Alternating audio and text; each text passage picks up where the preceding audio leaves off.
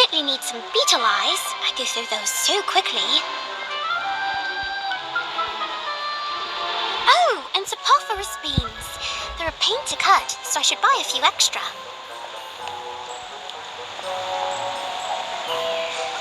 I also need bicorn horns.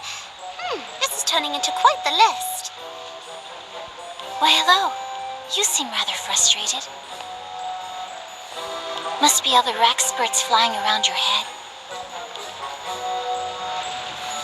Oh, Luna! I didn't see you there. What are you doing?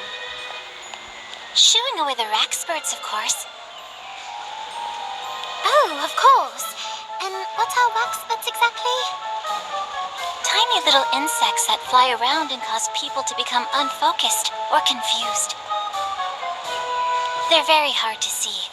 In fact, the only way to spot them is with Spectre specs. Really? I've never heard of them before. Probably because so few people notice them. There are many wondrous things in this world, hiding in plain sight. I'll be sure to keep my eyes open. Oh, I meant to ask. Are you here to do some shopping? Yes. I heard that a local shop has acquired moon frogs. I'm curious as to their medicinal uses. According to legend, a wizard once flew to the moon and back to acquire them. He flew to the moon? Is that really possible?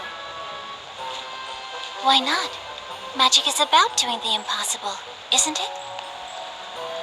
Perhaps you should wear some dirigible plums. They help open the wearer up to the extraordinary. They also make for a rather wonderful pair of earrings.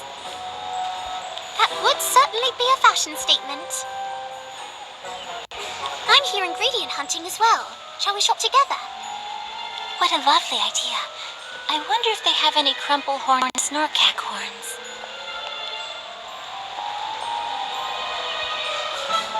It's a shame they didn't have any moon frogs.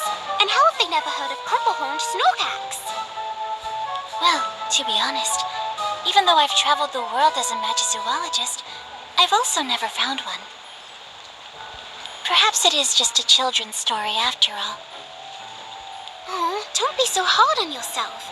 Just because it hasn't been found doesn't mean it doesn't exist. I appreciate that. Perhaps one day we can explore the unknown together. Surely there are more undiscovered magical creatures waiting for us.